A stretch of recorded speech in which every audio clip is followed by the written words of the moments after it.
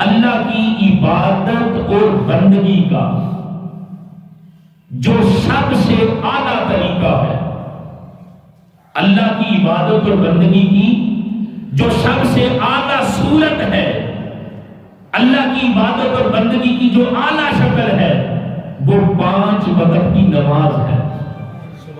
اگر بندہ یہ کہے کہ میں اللہ کی عبادت کروں اس لیے کہ میری زندگی کا مقصد یہ ہے کہ اللہ کی عبادت کروں، میری زندگی کا مقصد یہ ہے کہ میں اللہ کی بندگی کروں، بندے اگر تو اللہ کی عبادت اور بندگی کرنا چاہتا ہے تو سب سے اعلیٰ صورت 5 وقت کی نماز ہے۔ اور جو اپنی زندگی کے مقصد کو پہچان لیتا ہے پھر وہ بے نمازی بن کے زندگی نہیں گزارتا، وہ اللہ کے حضور جھکتا ہے، اس لیے کہ اس نے حقیقت کو جان لیا ہے کہ میرے مولا نے بنایا ہی اپنی عبادت کے لیے، اور اس کی عبادت اور بندگی کی اعلیٰ صورت 5 وقت کی نماز ہے۔ تو وہ ہر روز پھر اس کی زندگی کا دن تو گزرتا ہے لیکن وہ اس طرح نہیں گزارتا، وہ 5 وقت اللہ کی بارگاہ میں اس دن کو جھک کے گزارتا، اس کو تو انتظار رہتا ہے وہ لمحہ آئے اور میں اپنی زندگی کے مقصد کو پورا کرنے والوں بنوں اور اللہ کی بارگاہ میں جھکتا رہوں، اس لیے کہ ہماری زندگی کا مقصد ہی یہ ہے۔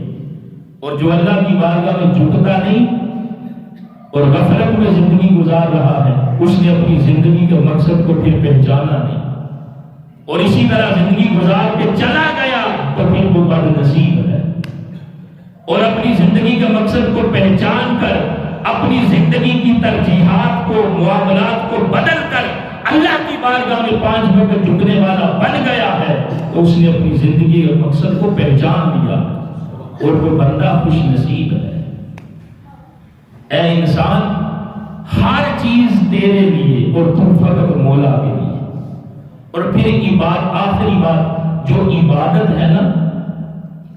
اس کا تصور وہ بڑا وسیع ہے، یہ نہیں کہ بندہ صرف جھکے گا تو وہی عبادت ہے، جھکنا بھی عبادت ہے، اعلیٰ عبادت ہے، قرآن کی تلاوت کرتا ہے وہ بھی عبادت ہے، لیکن اس کے ساتھ ساتھ عبادت کا تصور کتنا وسیع ہے۔ اگر بندہ رزق حلال کماتا ہے تو وہ بھی عبادت ہے، اگر بندہ اپنے بیوی بچوں کا پیٹ پالتا ہے نا تو وہ بھی عبادت ہے، اگر بندہ اپنے والدین کے ساتھ حسن سلوک سے پیش آتا ہے تو یہ بھی عبادت ہے،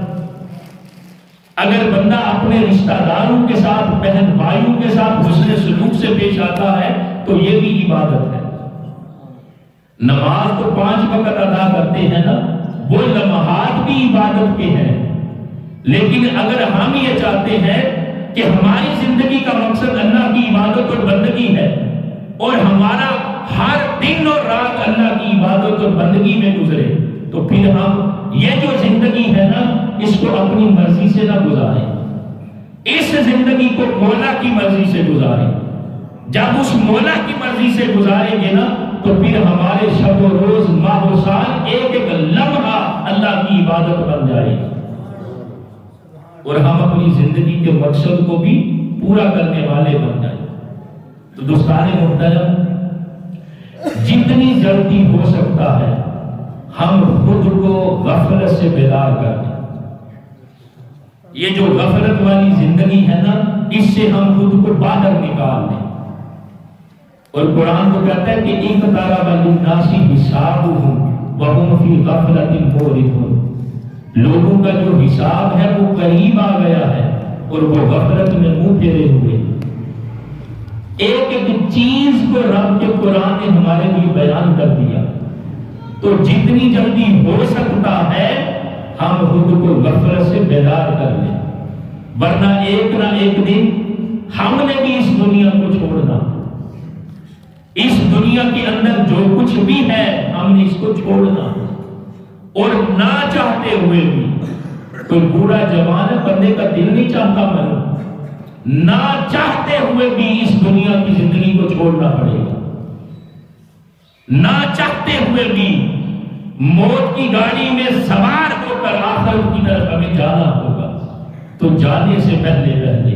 سانسوں کی مالا ٹوٹنے سے پہلے ہم خود کو غفلت سے بیدار کر دیں